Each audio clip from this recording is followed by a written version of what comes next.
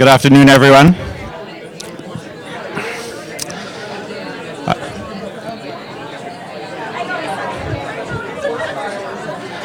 All right, so thank you all very much. It is my very great pleasure to introduce to you today's lunch keynote speaker, Jason Furman, whose keynote address will be on the question of whether or not government is the problem or the solution to the challenges that the U.S. labor market faces. So obviously Jason's somebody who really doesn't need an introduction, but I'll introduce him anyway. Jason is currently a professor of policy practice at the Harvard Kennedy School. That followed 8 years as an advisor to President Obama, which included serving as the 28th chairman of the Council of Economic Advisors, as well as a spell on his National Economic Council. And what Jason told me is he actually may be the only person to have served on both the CEA and National Economic Council for two presidents, having done a similar role under President Clinton. He's also worked at the World Bank and has many other wonderful accomplishments to his credit that we don't have time to get into today.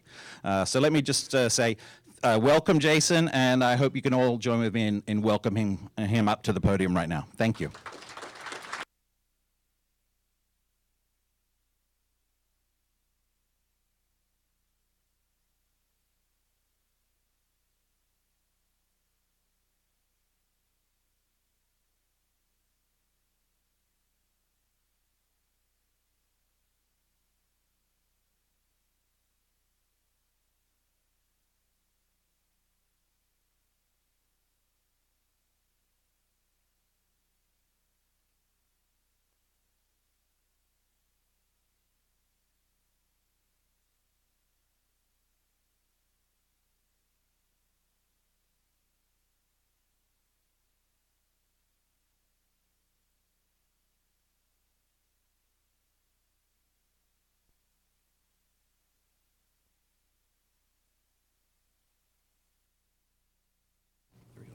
Okay, even louder. Okay.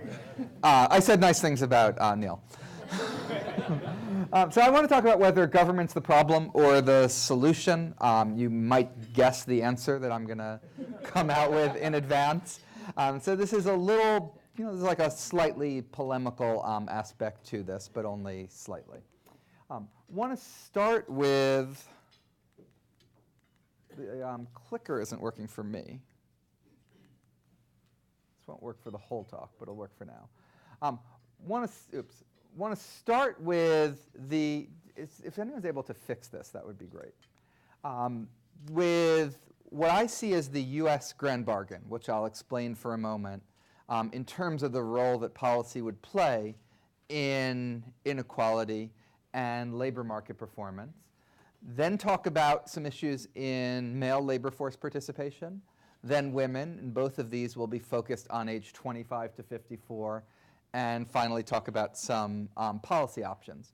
You'll notice a lot of overlap between me and a number of the talks we heard this morning, Catherine Abraham, Aaron Sojourner, Morris Kleiner, several others, because we're all thinking about the same things. I think they cited me once or twice, and I'm sure I've stolen from all of them. So let's start with what I view as what you could understand over the last decades has been the grand bargain that the United States implicitly had when thinking about the labor markets. Okay, great. The grand bargain was that we would have comparatively free markets in labor, that we would be willing to accept more inequality. We wouldn't be trying to actively undo the increases in inequality, but because we could have supply and demand function better, markets would clear. And so as a result, we might have more inequality, but we would have better outcomes in terms of employment. So let's evaluate all three parts of the grand bargain. The first part is comparatively free markets in labor. And I'm going to show you a set of indicators from the OECD, which does an annual report called Going for Growth that ranks different countries on a whole bunch of criteria. And I could show you 100 others that tell the same story. I think I'm showing about 4. This is employment protection legislation for regular employment. The United States is the lowest of the advanced economies in the OECD, and by their metric, it's a lot lower than almost any other country. The second is the minimum wage. This is relative to the median wage. Again, the United States lower than any other country. This is collective bargaining coverage. United States lower than any other country. And if you look at disability compensation, they have an index that gets to how generous disability insurance is, how easy it is to get, how long it lasts. Well, that's usually forever. The United States is nearly the lowest for that. And you could look at unemployment insurance. This tells you the Czech Republic is the 4th lowest. The United States is the 3rd lowest. And this is for the duration of unemployment insurance benefits.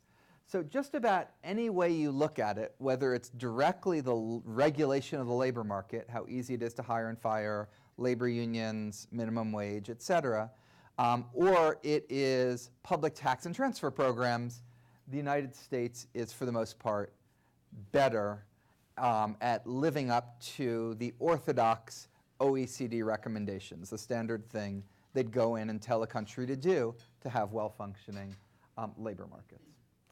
The second part of the US Grand Bargain, willing to accept more inequality, that's the Gini index. This one I could show you obviously another 100 charts that would make the same point. I think everyone in here knew it already, so that will be sufficient to get us a check on the willing to accept more inequality category. So now in exchange, employment will be better. And I'm focusing today on prime age, 25 to 54. And labor economists are very comfortable with the term. And for another 8 years, I also think prime age is a perfectly appropriate term. Employment population rate for men. The United States is towards the bottom of the OECD. Again, you'd expect us to be a whole lot better given that we followed all of the orthodox recommendations. And we're basically the same as countries like France that have done everything wrong in terms of their labor markets, but still somehow employ the same number of people as us. Part of this is picking up cyclical things. Places like France, Italy, Spain, and Greece are in a worse cyclical position. So if you looked at them over a longer period of time before the crisis, in some cases, a number of those countries were actually higher than the United States in terms of prime age male EPOP. With female, we're even further down towards the bottom. And the countries that are lower than the United States tend to be countries that are predominantly Catholic, like Ireland, Spain, Italy, and then also Korea, which has culturally different attitudes and aspirations on female employment relative to what is claimed in the United States. So I think in exchange employment will be better. We haven't gotten that end of the bargain. So I don't think that this type of cross-country demonstration is definitive proof of anything. It's certainly not a well-identified causal study.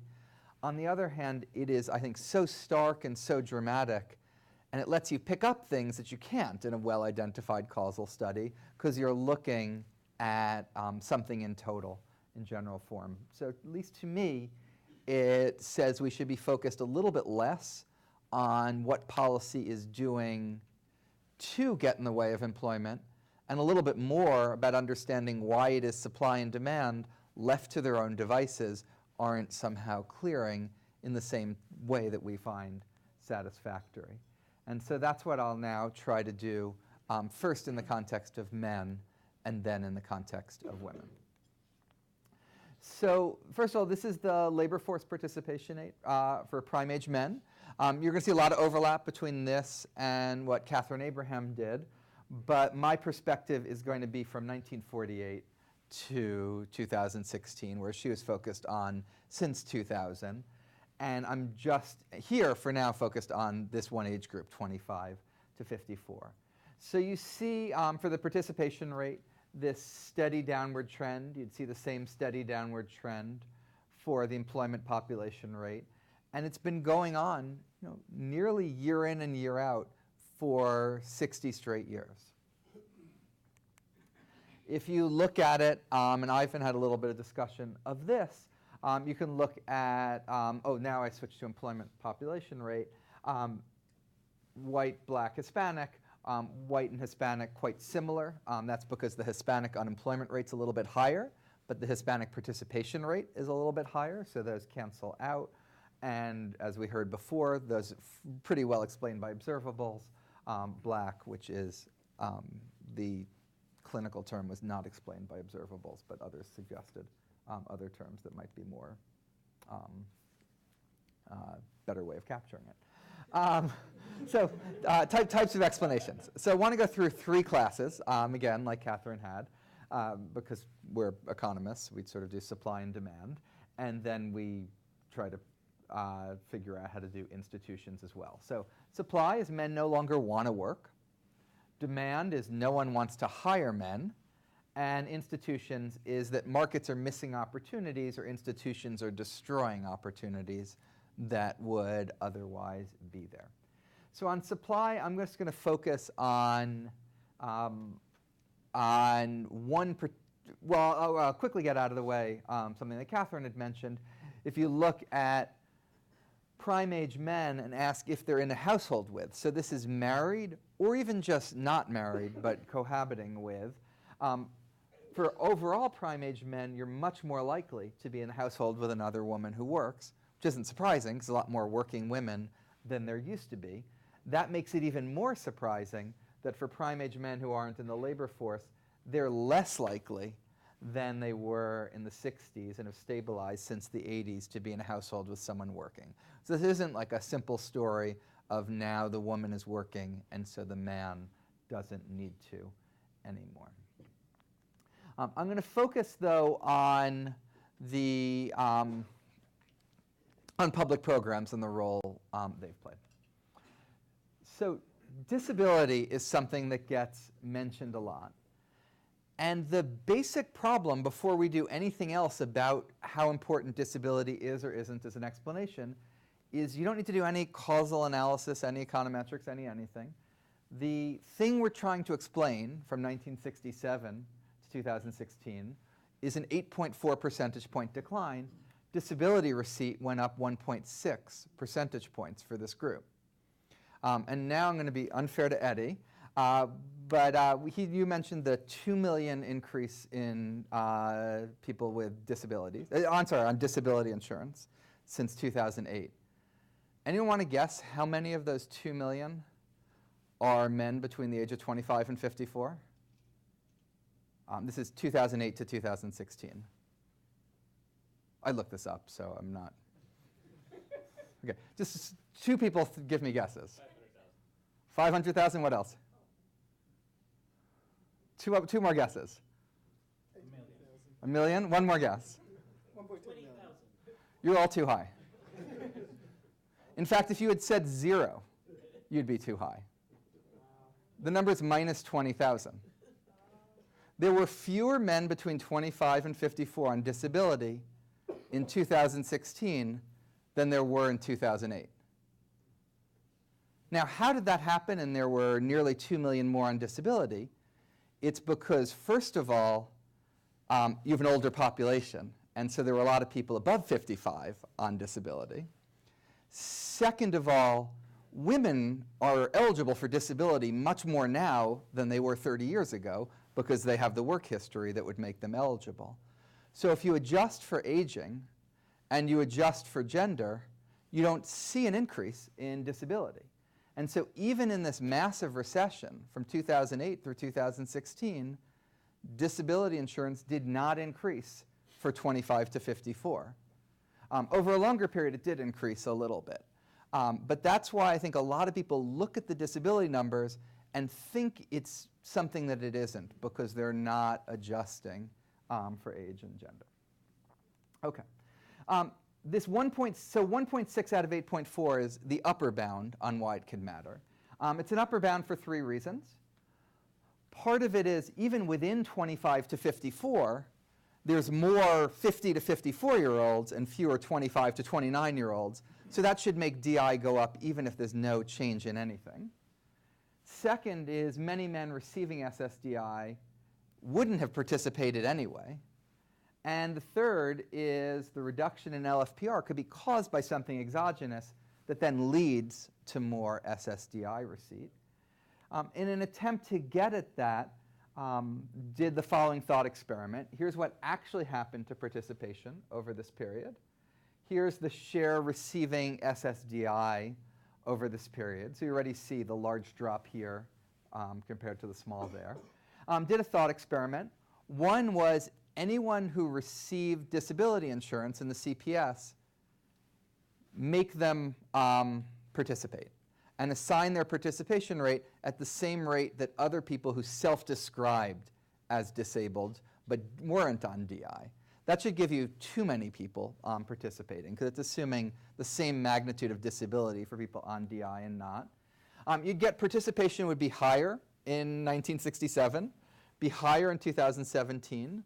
If you look, though, the delta is not very different. So this story doesn't matter very much. The other thing we did was took something from French and Song, which estimated the causal impact of disability insurance on working. I think it went down by 28% or something like that. And so assumed all the people on DI, 28% of them were working. And you get this gray line. So under these counterfactuals, you get a similar story. Either way, you get SSDI accounts for somewhere from 0.2 to 0.4 percentage points of the 8.4 percentage point decline. But this isn't the only public program. You don't want to just say what happened with DI. You want to look at the full set of programs that are affecting men. And if you look at all the other cash benefits, they've gone down over time. UI has, workers' comp has, TANF, or it used to be AFDC. That actually, some men used to get it. Fewer get it now. And so if you look at government cash other than disability, for those in the labor force, it's been trending down over time. These are the CPS numbers. I need to redo this to get at the increasing amount of undercounting. I've looked at the SIP and some of the administrative records, and you see a similar story, not quite as large as what's here. And so DI expansions have caused a small increase, caused a small decrease in labor force participation, but everything else being cut has gone the other way. And if you look at the overall incidence of cash benefits, this is disability insurance plus everything else, it's gone down. We're not more generous with cash now, we're less. But those are unconditional numbers. Conditional numbers can be very different. Conditional not participating by getting more than before. That's, what do you mean? It's the share of all primate men, right? This is everybody. This is the share of those who are not in the labor force. This is the conditional one. Oh, okay. Yeah, that's the unconditional one, that's the conditional one. Yeah, so look at the orange, the conditional one, which has gone down more. Okay, so this is cash. If you look at non-cash, you see some expansion, and but a lot of the expansion is taking place after the big declines we see here. So the big Medicaid expansion after the Affordable Care Act, obviously didn't cause what came before it. Food stamps are very cyclical, and those dotted lines again are the conditional ones. So I give the supply explanation an X plus. I don't think it's 0. There may be other things going on. We're not talking about the attractiveness of video games, but I don't think that has anything to do with the decline for men age 50 to 54 in the 1950s, for example, which is part of what we're trying to explain here. But there's something to it, but I think it can be greatly, greatly overstated. So now demand. No one wants to hire men. That is, one way to think about this is, if something is supply, think of this as skilled workers, as unskilled workers, the quantity goes down, but the price goes up. If some men are withdrawing from the workforce, the others should be being paid even more because there's not as much of a supply of them. Whereas if it's a demand explanation, then you would expect the quantity to go down and the price to go down. And from at the most basic level, what we know about inequality is the same people that have seen a reduction in their employment have seen a reduction in their wages. And so that, in general terms, looks like a reduction in demand, not a reduction in supply. This shows by education, and it's just remarkable that participation in the 1960s was largely unrelated to the degree of education you had. By today, it's enormously different depending on that education. And we know that at the same time, the wage premium for college has gone up, or the wage penalty for high school relative to college, or premium, I guess, has gone down. So the same groups that are seeing a lower quantity are seeing a lower price. And in Catherine's talk this morning, technology in the form of robots and trade in the form of the China shock were reducers to demand. I have some debate about those two numbers, which I won't do right now. But what I will say is that what those papers are about isn't what happens when China expands its exports or what happens when you get more robots. It's what happens when China expands its exports in a labor market that has the institutions that the United States has, and what happens when you have more robots in the labor market that the United States has. So you are looking jointly at, and this isn't a rebuttal at all. Catherine, I assume, would agree very much, nodding her head. So what I think, to some degree, I think what these papers are really clever IV strategies to learn things about US labor policy. I don't think we're learning a whole lot about trade from them. I think we're learning about US labor market policy. And in particular, the China shock, hit countries around the world, just like it hit the United States. The robot shock hit countries around the world. In fact, places like Japan adopted robots, have adopted them much more aggressively than we have in the United States. And you look at now, this is instead of the level, this is the change in labor force participation. The United States has seen a bigger decline in labor force participation than most other countries from 1990 to 2017.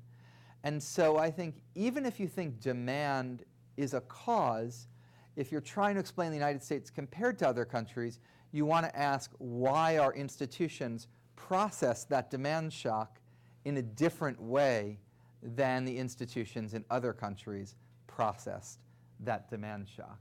And so that's why I give demand a check minus as an explanation. So I think there's a lot to it, but it especially does not explain why this happened so severely in the United States. You need to understand how it was mediated by institutions. So that's the third part. Now picking up on Aaron Sojourner and others, we've seen a big increase in incarcerations. The red line is current felons. The green is ex-felons. I think every year it's something like 2 million in prison, of which 1 million exit in any given year. So there's a lot of churn, which means a growing number of ex-felons. This is not informed by Aaron's work, so this was just me trying to sort of guess what an order of magnitude is. These affect the data in two ways. You currently in prison. 1.1 million, by the way, this is men 25 to 54, so that's why it's lower than the number I said a second ago, plus one of the numbers might be wrong, but I don't think so. Some of those people would have been employed at a lower rate, and we're pulling them out of the numerator, we're pulling them out of the denominator. That probably makes the numbers look a little bit better. But the much bigger thing is that you have about 5 million formerly incarcerated men between the age of 25 and 54, that if you think they're, employed at a rate that's 15% lower than what they would have been employed just by the causal treatment effect of having been in prison, either because it leads to discrimination against them in hiring or because it reduces their job skills, introduces them to greater degree of criminality in the future or whatever it is. So if just if just something like 1/5 of that, you get the employment rate. Or sorry, not 1/5. It's sort of like something around that. You get the employment rate would be 1 percentage point. So I'm not saying it's that, but I think you can very plausibly come up with incarceration stories that are quite large in order of magnitude. How does it relate to Aaron's point about people who were paroled or probation but never actually went to prison? Is that captured in this data? No. Too? That's additional. Yeah, as I said, yes. The next iteration of this will be higher. Yeah, so I think that was a really good point, important point. So opioids, I didn't list this as question mark because Alan Kruger had a paper in BPA. His paper is, I think, stronger on the correlation than the causation, which might be why Catherine's nodding her head, might be why, but I think that may be something. That certainly is, if you're trying to ask what's different between the United States and other countries, it's certainly something that leaps to mind as being a large difference between us and other countries. A third one, and this comes back to is government part of the solution or part of the problem, is the United States has labor markets that I describe as not very supportive. So they're very flexible, which I talked about before. They're not very supportive. Paid leave, expenditures on active labor market policies, this is our percentile rank. Net child care costs, implicit tax on returning to work, number of weeks of sick leave, all these types of things. These are policies. These don't capture institutions, but if you had institutions, you'd have things like the German system of apprenticeships, training, work councils. You'd have Swedish labor unions, which think about the economy as a whole, what they can do to maximize employment. And so some of these institutions might be a lever the government has. Some of them might be something broader and more institutional. If you look just at active labor market policy programs, they've declined as a share of GDP. And then Aaron showed this. By the way, in all my OECD charts, I dropped the countries that aren't classified as advanced economies that somehow got their way into the OECD. So in Aaron's, you had Chile and Mexico here, but I left them out. So the United States way below everyone else in spending on this. So I think that's part of the issue. Is, again, I don't have definitive proof of this, but I think it's stark enough that it's worth taking very seriously, that having flexible labor markets might be a good thing to have, but if you don't have supportive labor markets, you're going to have a hard time making that flexibility work for people. The last institutional explanation I have, which, like Catherine, I label as speculative, is that there's reduced labor market fluidity and propagation of shocks. So you see this in job creation destruction rates. You see this in employment-to-employment transitions, in movement within states, in movements across states, changing industry, changing occupation. Every way of measuring it, labor markets are less fluid now. This is from the employer side, or some of the ones I just said from the employee side. That may be related to rise in occupational licensing, to land use restrictions that make it harder to move between places. Some of it may be good. It may be better job matching than before. And I'm not showing you the slides for this today, but what I've looked at in the past that gives me a little bit of belief that this might matter is that the response to the 2001 recession of labor markets was very similar to the response of the 2007 to 9. In both cases, conditional on the amount the unemployment rate went up, which obviously was less in 2001, you saw unusually large increases in long-term unemployment, unusually large increases in part-time for economic reasons, and unusually large withdrawals from the labor force.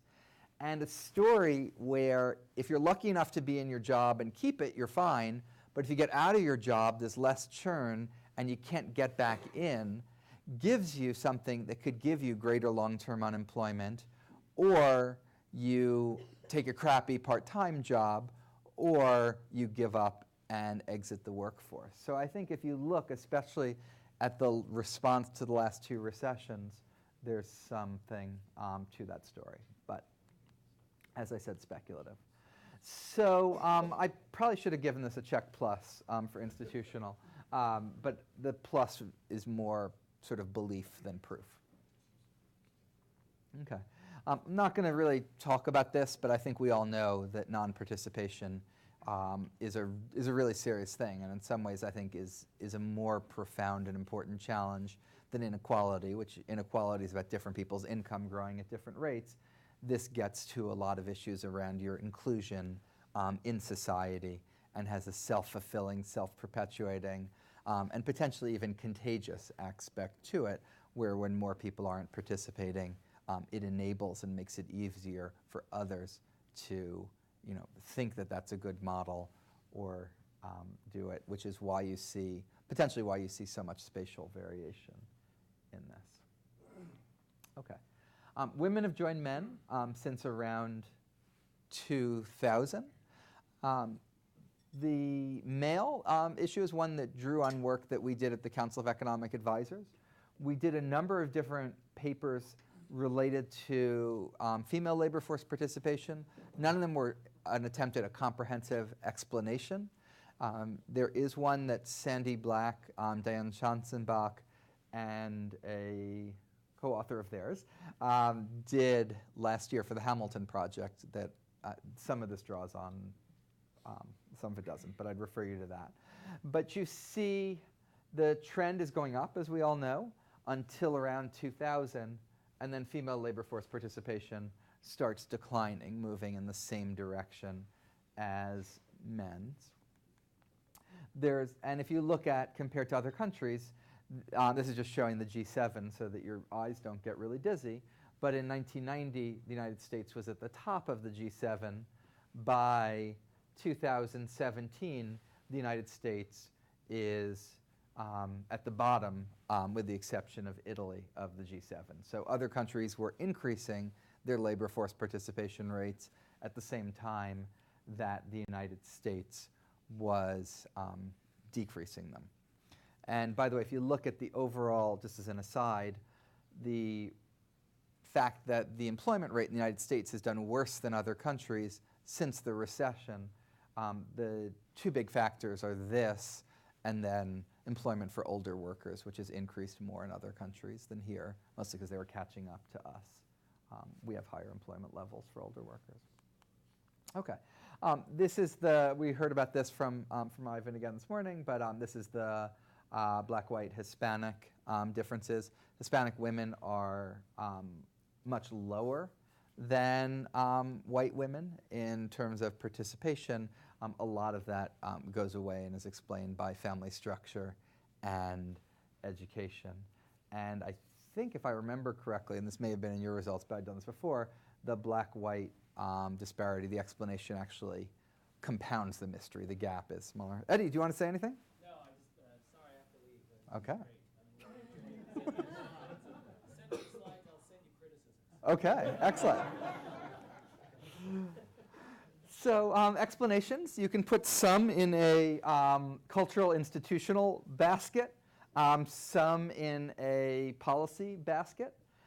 Changing education actually goes the opposite way of what we're trying to explain, because women's education has gone up very rapidly and is much higher than men's.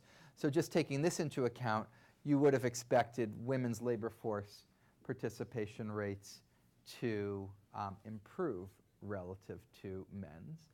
The education story for women, though, is a much more complicated one than it was for men. For men, you had this very simple, everyone started the same and spread out. With women, you have things like the bachelor's and the some college have converged more towards each other. The high school and some college have diverged away from each other. You still end up in the same point, which is participation is dependent on education, but it's not the same really clear demand story, for example, that we saw with men.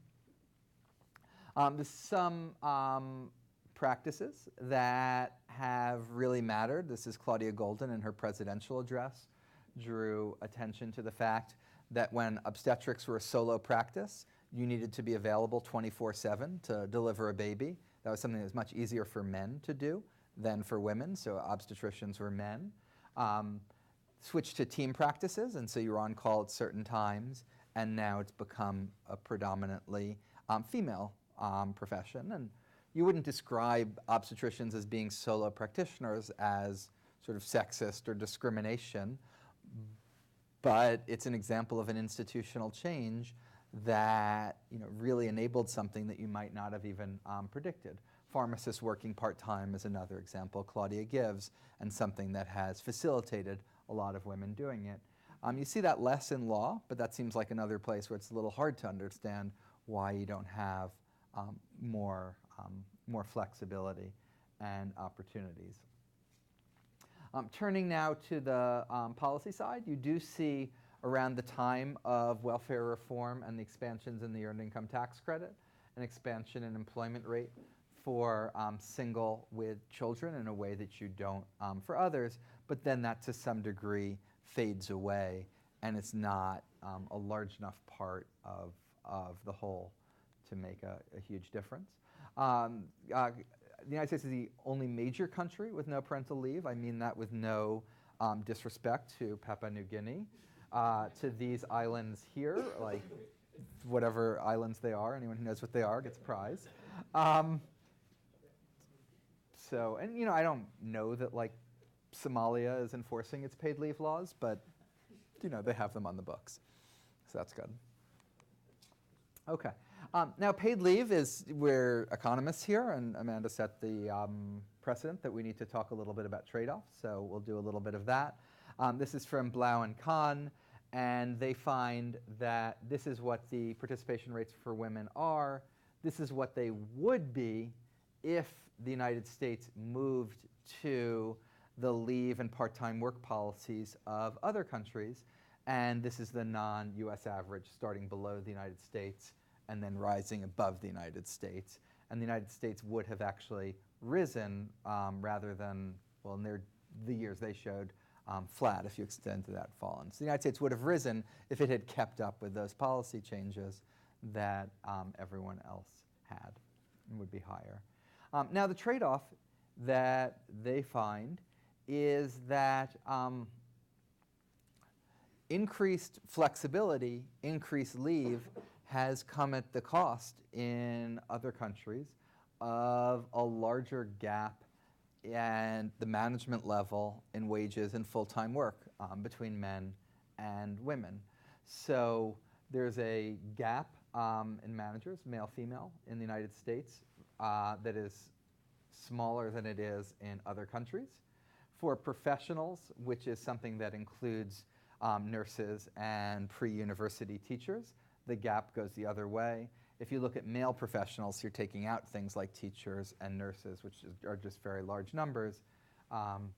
Again, you see this gap that is much bigger in other countries. I am enough of an economist to think one needs to worry a lot about trade-offs. I'm enough of a believer in policy to think that that's a challenge to us to figure out how to get both. Not to naively assume we're going to get it, but not to give up on thinking that there are better ways to get both the employment without having it come at the cost of management and the wages. Jason, can you Yep. spend a second on what's the mechanism by which those policies would lead to those outcomes? The sort of mommy track that you are hiring someone who if you're Sweden and you think somebody's going to have a year of leave, you might be concerned about hiring a woman versus a man. Now, one of the answers is required leave for both genders, and I think in Sweden you get 12 months between the husband and wife, and they each have to take at least 3. So one answer to that is mandatory paternity leave, for example.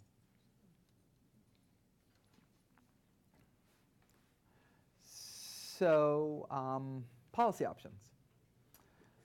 There's the sort of big three ideas that are floating around out there. Probably the one, at least up until 2 weeks ago, you heard the most about was universal basic income.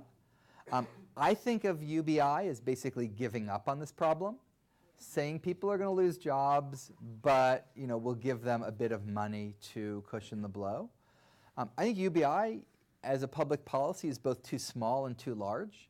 It's too small if it's $12,000 a year. That's not really a substitute for what you could get in the labor market with a decent job. But $12,000 a year would require us to double our income taxes to pay for it. And so I'm not such a fan of UBI. I think it has the wrong premise, which is that you can't get people to work. I think you can. It costs too much, and it can also be it can potentially be regressive if you're paying for it by getting rid of some of the well-targeted programs we have now to pay for it. The second idea, which has gotten a lot of attention over the last 2 weeks or so, is an employment guarantee. I personally have some sympathy for more federal direct employment programs as a last resort for certain types of people. Once you make it a guarantee, you're going to have a hard time not doing it at a decent wage and benefit. The proposals out there are $15 with benefits. That means you kill all the jobs out there that pay less than that because they all move into this, which is better. You also we can do some back and forth on this too. I'm sort of enough of a believer in markets that I sort of think that our track record on figuring out how to productively employ people in a way that's productivity enhancing is lower in this sector than in the private sector. I think that it's really hard if it expands and contracts. If this is something that grows a lot in recessions and contracts a lot in booms, it's really hard to hire people and have an effective institution that's growing and contracting in that way and figuring out useful work. And last, once you're in it, there's no advancement. If it's a way to get you into the labor market and into something else, that's great. If you stay there, there aren't different gradations of wages and promotions. So I'm worried about employment guarantee. Wage subsidies, that's Ned Phelps had an ambitious version of that, and it was across the board a lot of money given, I think, to your employer, who would be assumed to pass it on to you in the form of higher wages. That is of the three big ideas. I'd say UBI is the one I'm sort of hostile to. Employment guarantee, I like the impulse, and if you do a small version that's federal, I think it would be a good idea. In the more expansive versions, not. Wage subsidies is one that I think does merit more attention, more work, and more thought. It raises a whole set of administrative complications around the tax system that I won't talk about now. It has some strange incentive things, but I think that's potentially promising because it gets at the issue of making work pay better. It puts the onus, not fully on employers who have the ability to shift it in terms of prices or less employment. And so if it doesn't even do anything about participation, it still will address something else we care about, which is inequality. Wanted to talk about some smaller ideas to conclude. One is labor demand. There's aggregate demand, which I don't have here, but if you want to do it, that's fine. This infrastructure is more about tilting the demand curve towards particular types of labor. So it's sort of labor demand in a micro sense. Public employment, as I said, I think with the guarantee, it makes me nervous as a last resort program that's done in a targeted way. And I think we need more experimentation with it too. So I'd love to see more states doing it and what we can learn from it. And then things like work opportunity tax credits for long-term unemployed, things like that affect the composition. Labor supply. To just put myself out there as a completely crazy person. If you think labor markets are monopsonistic, then raising wages through unions or the minimum wage won't reduce employment, and in fact, they'll increase labor supply, which would increase employment. So I think within certain ranges, it's conceivable that those could even have a plus sign associated with them, possibly a 0. The EITC for workers without qualifying children is like the baby version of the wage subsidies. And right now, it's a maximum of, I think, $400. It gets phased out by about $10,000 of earnings, something like that. Very, very few people get it. So you could increase that quite a lot. And then I do think the tax treatment of secondary earners is empirically important in terms of the labor supply of secondary earners is more elastic than it is for primary earners. In the United States, we tax on a household basis, which means the secondary earner starts in the higher tax bracket. In other countries, there's much more taxation on an individual basis. So the secondary earner would start in a low tax bracket and get taxed based on his, or more often her, earnings, not on the combined household earnings. Third, what I call connective tissue and flexible workplaces. And this tries to get at the idea that I don't think, certainly I fully understand, of what you need to actively do to make supply and demand clear, other than just sort of having markets be free and hoping that all works out. I think unemployment insurance reform, I think there's things we could do there. Shifting to more encouraging of work sharing, where you get subsidy for laying off 10% of the hours of everyone, not just laying off 10% of your workers. A number of states have adopted this, but I think encouraging more. Integrating more job search assistance into UI. We had reemployment eligibility assessments, which we did together with Republicans. They liked it because it was a program integrity that would throw people off if they weren't looking for a job. We liked it because you helped them find a job. Maybe we like both halves and they like both halves, to be generous. And I think things like that worked out quite well. So I think there's ways you can look at your programs to say, can you make them even better at helping people find jobs? Right now, we have all these different programs for dislocated workers. If your factory closed down because of trade, for some other reason, you're in WIA, you're in TAA, it doesn't make any sense. There should just be one. Disability insurance, I don't think it's the main cause. I'm not worried about it from a fiscal perspective. I'm not worried about it from an aggregate macro perspective. There's some people that do end up in DI. Eddie's exactly right that it's an absorbing state. You stay in it forever.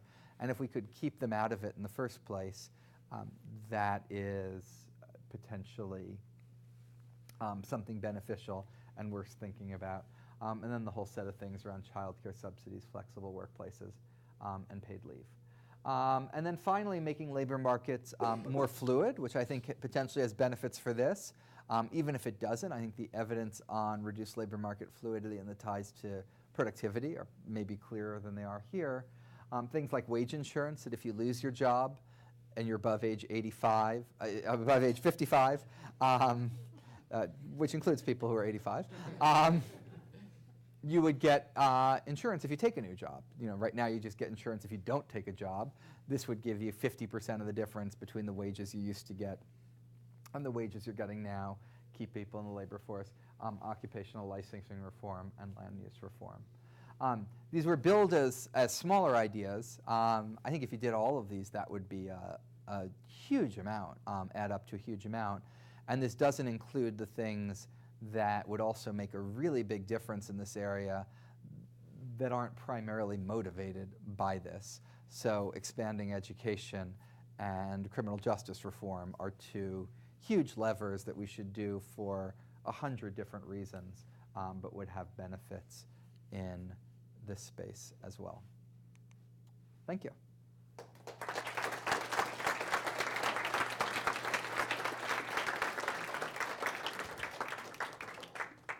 Okay. Yeah. So these can be questions, or it can be like a comment disagreement. It might be even better. Well, the first one is a question. Okay. So I have a question and a comment. The question is, with the grand bargain, you pointed out it hasn't been successful for the U.S. Is there a country for which it has? That's the question. And then the comment is with regards to the federal job guarantee program. So The program that Sandy and I have endorsed and that many of members of Congress are embracing, or few have, is not an employer of last resort program. It is intended to provide a competitive alternative to bad jobs, period. So it not only employs people who aren't employed, but for those workers that are employed, it gives them greater bargaining power in this system of uneven power for which they haven't had, right? So there's the issue of unemployment, but then there's quality employment, which you've alluded to also, which our program is intended to address. So we argue as a feature, not a floor, that bad jobs will go away. We argue that as a feature, not a floor, that it's counter-cyclical. So the aspect that it increases in times of bad times and decreases in times of good times is useful, but it also will mitigate cycles to begin with. So another thing that makes us different from employer of last resort is we try to, one, eliminate working poverty, get rid of involuntary unemployment altogether, but prevent people from getting into poverty in the first place. So, so on your first question, I certainly don't think no one else has really tried the unfettered free markets system we have. Now, again, it says comparatively, so there's all sorts of people here who have all sorts of concerns about difficulties firing people, or minimum wage is too high in the United States, or disability too high, or whatever. All I'm saying is, if you don't like it here, take a look everywhere else in the world. Something like Denmark's flexicurity, where they do make it pretty easy to hire and fire people. So I think that it is a good thing to have flexible labor markets in that respect. But then they spend 2% of their GDP instead of 0.2% of their GDP on training, job search assistance, and a broader set of active labor market policies. So I think something like that is a better way to do it. On your second, I think maybe we can just say we've now had equal time, and I won't reiterate everything I said before, except to say, there's other ways of getting rid of bad jobs, which are raising the minimum wage to whatever level you think you can raise it at, and then all the jobs beneath that would no longer be paid less than that. And second of all, education, other strategies to improve the skills of people in those jobs. And the counter-cyclical, I guess my worry is, if you think low-wage workers are going to be in certain segments like retail and hospitality, you sort of can't have a world where the number of people employed in that sector dramatically changes over the course of a business cycle. So I think it would be a little bit disruptive at a micro level. I should say, though, I think it is I'm more sympathetic to it as a conversation than UBI, because I think it's getting at the issues we do need to solve, as opposed to UBI, which I think is distracting from those issues. So, Ed? There's a couple puzzling facts. You look at how much people work, fraction of the time allocated. Look at how much people work, fraction of time allocated to the market by adults, over 16. That's remarkably constant across most of the advanced industrial countries, with the notable exception of a few Western European countries where it's about 15% lower. There's some countries like Mexico where it's higher, and some southern Italy and Portugal, it's lower, but that's Southern Europe. The thing is, why U.S. is richer by 15% than the Western Europe and Japan is productivity is 15% higher. I didn't hear much mention about productivity. It depends upon the system you set up. Good governance. Sorry. So I guess I'd say a few things. One is a big believer in productivity. If you invited me to give a lunch talk about that, would have been happy to. Second thing I'd say, if you do those employment rate comparisons, the United States has a higher rate of employment for 16 to 24 and a higher rate for 55 and above. I think those reflect not a strength or weakness of our economic system, but different choices. So for example, in the United States, you generally work while you're in college. In other countries, you don't work while you're in college. In the aggregate, the roughly total amount worked is roughly the same. Oh, but we don't have a lump of labor fallacy. If in the United States, Japan, South Korea. right. But unless you believe in a lump of labor fallacy, which I guess no one would want to say they believe in something that you just called a fallacy, I think, if you compare 16 to 24, that doesn't tell you about the different economies. That just tells you about the different ways of paying for college. You look at 55 and above, that tells you about the different rules around retirement. And by the way, they're converging towards us on 55 and above, so they're now close to us. The 25 to 54, I think, is a little bit of a purer look at how our economic system is functioning. And that's why I like to focus on that, first of all. Second of all, if you look at productivity levels, France has the same productivity level as the United States. It does. I'm happy to show you the OECD data. It has, what? Yeah, I looked at the data. I have. In the OECD, France has the same productivity level. You just said, let's look at the OECD data. Why don't you look at the French data and how they collect it and how they handle the depreciation of public capital? Okay. When I've looked at the OECD, which attempts to standardize the data, you see actually similar productivity levels across the major industrial economies. The difference in per capita GDP in the United States and France, the United States is about 15% higher than France, is that people in the United States are working 15% more hours than they are in France. And so then you want to do a welfare comparison, and you don't want to just count the dollar, value the leisure at zero. So I think that raises a whole nother issue. But absolutely, more productivity is really important, more growth really important, but just not talking about as much today. This is more of a comment. I think on the discussion about the employment to population ratio, one thing that doesn't get emphasized enough is the persistence of non-participation. Because a lot of this is from cross-sections. So one scenario is where each worker every 10 years or so, you spend a year out of the labor force. Another one is the same fraction of the population, right? 10%, they are non-employed throughout their lifetime. And these are very different scenarios, and they require very different responses. So one issue is data, of course. We don't know that much about the persistence of these non-employed. But if you look at some new administrative data, one statistic that I think is very striking is if you define non-employment as having a wage income less than $2,000 in a given year, about 13% of US males, they work less than their lifetime years. So between 25 and 55, 12% of males actually work less than 50% of the time they have. So there's an enormous amount of persistence, I think, which to evaluate a lot of these policies, they are kind of, I think, first order. And we don't know too much. I don't know at least too much about how that has changed over time. But I think it should be kind of part of this discussion about what to do about it.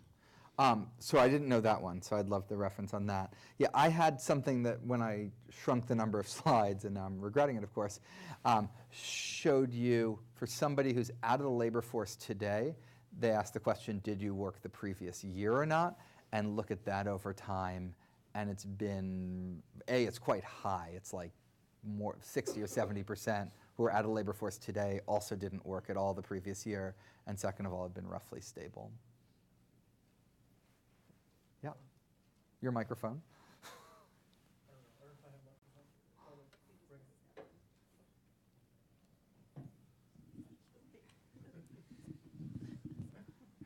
We'll just keep this one up forward.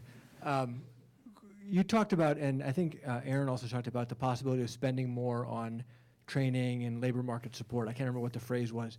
Is there evidence that it works? Because I have a general skepticism. I hear politicians all the time talk about, we passed worker training, and then I look for data that it actually made a difference. And maybe I'm wrong, but I don't see evidence of it. As opposed to, I look at it from a monetary policy perspective, if we have a strong labor market, there's a price signal being sent through the private sector. Businesses are doing all sorts of things now in their own self-interest to train workers themselves, to not drug test, to look past criminal background checks. I'm just wondering, is there a fiscal policy solution really effective here? So first of all, it doesn't need to be either or. Fair. second of all, in the late 1990s, we had exceedingly, we had really, really strong labor markets, and the participation rate for these men was way below where it was 10 or 20 years before. So there's definitely a structural thing going on. There's no amount of monetary stimulus that in the year 2000 was going to get this line up to here. Now, you may say there's no amount of training programs to get the line up to here.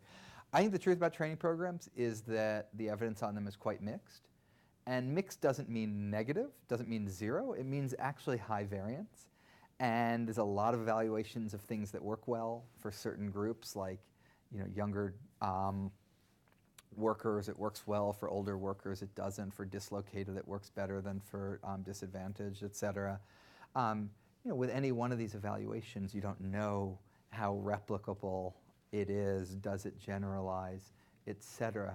So I think, I think you're right to be cautious, but I think, we could get you a bucket full of RCTs, of training programs that had really high returns.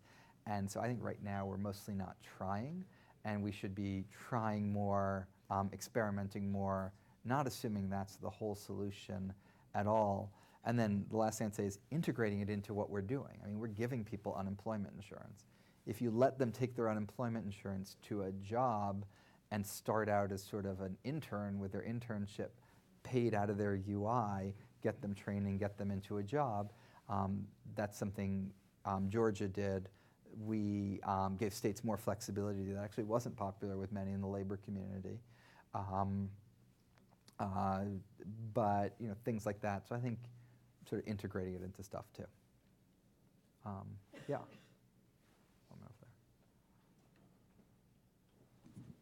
Hi, I'm Shantira Hardy. I'm with Problem Government. I am the State Commissioner of the Minnesota Department of Employment and Economic Development. I have more of a practical question related to the slide on the change in needing a high school diploma or not related to flexibility. One thing that we have been looking at with respect to kind of practical HR requirements that have persisted, one in particular, minimum qualifications. And I'm very interested to know, in the work that you've been looking at, how are you looking at those practical things, meaning an HR department subjectively say that you need to lift 50 pounds and you need a master's degree for an executive assistant or role or something like that. How does those practical HR requirements play into that participation rate? So I don't know the answer to your question, so that's something I'd like to learn more about. What I've looked at and what Mars Kleiner talked about before is occupational licensing. And so occupational licensing, I think, is problematic from this perspective. Now, the thing about occupational licensing is it's often the group that has the thing gets together and does something that benefits themselves at the expense of the out-group. It's sort of the in-group protecting themselves from the out-group. And so you can see why it's sort of good for the in-group, bad for the out-group, and why politically you'd end up with too much of it and it be done in an irrational way. Employers are presumably trying to figure out good ways and effective ways to hire people, not sort of distorted like occupational licensing. So I'd start out with less concern about that, but I might be totally wrong. Kathy? Yeah, I was... Microphone's coming, even though you seem to have a good voice. So you and Kathy and other folks have told this story of this not being associated with, increases the spousal employment for these men, not being explained by a rise in benefits, et cetera. So how are they making ends meet? What do we know about that? It seems silly to imagine that people are existing on nothing. Do we know anything about, kind of on the individual level, how people are surviving? We think of these as, you've convinced us, right, that these aren't really necessarily choices, but how are people surviving day to day? Right. I once read this excellent book, but I mean, we tried to look at that. It's hard because it's not showing up in the data. Now, disproportionately, you saw before in terms of cash assistance, I think it was something like 50% of these men got cash assistance. I said that didn't cause the change because less get cash assistance now than used to, but quite a lot do get cash assistance. You can get transfers from people outside of your household. There's certainly people making money under the table. I think there's an interesting question of, is there more of that so this trend isn't quite as bad as it looks? Catherine told me there's some evidence for that. I had looked at things on the size of the black market economy, and as far as people have tried to measure that can tell, there's not more of that. By the way, as an aside, the sort of black market informal economy is much larger in other countries than the United States. So the comparison, the United States looked better compared to other countries. Should have looked even worse compared to other countries if you measured all of that stuff correctly. And but I don't know. Yeah, why don't you just hand the microphone over? I want to go back to the grand bargain. I think I'm not saying that we're doing everything great here in the United States. By far from it, we should improve it. But I think you short sell the country a little bit in the following sense. There's some positive. The labor market in the US is very competitive. And so, of course, one bad thing of competitiveness is maybe some people get dropped out of the labor market. But about migration, ask any migrant and which country would they want to move, and a lot of want to move to the United States. And I want to make it very specific because I don't know much about migration, but I know our profession. And look at this room, and look how many of us are not born and raised in this country, and they got an opportunity here. And go to the Bank of Italy, the Bank of France, a similar conference, you find many more local people. Much harder for people to move to those countries. So in some sense, there may be some benefits having the grand bargain. There was something that we gained, maybe that having a more competitive, open to migration market. That's what I want to say. I think there are a lot of, right, I mean, I think you just said this is a great country for people with advanced degrees, which I don't think there's any debate about. The migration for low-skilled, we get, we've gotten a lot of that at various points in our history. I don't know what it's like now. Eddie actually has done a lot of research on, where you are in the education spectrum, from what country when you come to the United States. I think there are strengths here. I think there's a lot you would not want to give up, absolutely. But I think there's a lot that's going wrong and increasingly going wrong. And you look at life, forget the economic data. You look at surveys of life satisfaction, and those have gone down in the United States in the last 20 years in the General Social Survey, that sort of thing. And that mimics what you see in the economic data. And then the deaths of despair we were talking about this morning. So I agree with you that we don't want to throw out the things that work, and there definitely are a lot that works.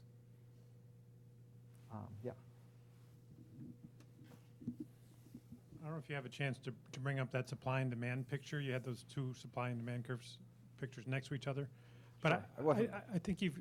Wasn't the rocket science thing in the presentation, but yeah. Well, but I think you've misused those. And here's the issue. There you go. This picture makes it look like whatever's the primary driver of quantity is also the primary driver of price. And that's not correct in general as a conceptual matter, and especially in the labor market. If you want to see what I'm talking about, think of a vertical supply curve. Then supply is 100% responsible for quantity and 0% responsible for price. And in the more general case, you use an incidence formula. And I think in the labor market, what you'll see is most of the quantity is well explained by supply, whereas most of the price is well explained by demand. And by doing this, you're kind of setting up a straw man to knock out the supply explanations, but it's not a very good analysis of supply and demand. Well, the bigger part of supply that I tried to do was going through some of the supply explanations. So some people, yourself included, have put forward explanations that public programs have led to a decrease in supply. And when you look at men aged 25 to 54, they're getting less than they used to. So that as an explanation for a reduction in that supply to me. So I place much, much more weight on the direct evidence that every time somebody's, the things that people have identified as reducing supply just don't hold up. I mean, look at disability. Pictures correctly, at least. Let's use these pictures correctly. I think this is a perfectly reasonable way to use these pictures. I can give you David Otter papers where he's used these pictures in these ways. I'm perfectly happy with these pictures, but anyway, it's not, this was a heuristic, wasn't the important part. But, yeah. Yeah. Hey, my name is Chris Moser. I'm at the Institute at the moment. I was wondering if you could maybe just expand a little bit about the role of monopsony power in the labor markets, and in particular, sort of the relation to policies. I'm thinking here sort of comparing, Europe, which we think of as being very regulated and very sort of sluggish labor markets, I guess. Yet at the same time, we see a large rise actually in monopsony power, recent work suggests, in the US, where supposedly a lot of the policies are sort of more competitive. And I wonder kind of what you think has been driving this trend, and also what kinds of policies we should think about as economists. Part of it is, I think, increased concentration, and that can lead to changes in bargaining power. If you have 2 hospitals in town instead of 5 hospitals in town, that also can be related to the reduced fluidity in labor markets of, before, the main way you get a raise as a nurse is not convincing your employer to give you a raise, but switching to a different employer. And the second main way is like threatening to switch to a different employer, and when there's 2 instead of 5, you can do less of that. When there's 2 instead of 5, there's also more illegal collusion, and the Justice Department has brought some cases and won some cases in both nursing and software where they actually actively compared salaries, but you don't need to actively compare it, but you can have that as well. Some of it may be institutional changes. There's been a big rise in non-competes agreements, which are intended to protect investments in firm-specific human capital. Jimmy John's has non-competes agreements for the people that make their sandwiches.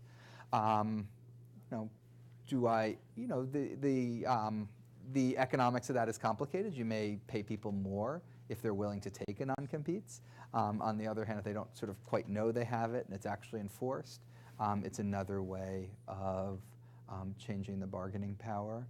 And something like reduced unionization means there's less power on one side than there used to be, and concentration at the other end, more power on the other side. So I think a number of things have shifted that bargaining power that go under the general heading of monopsony. Thank you.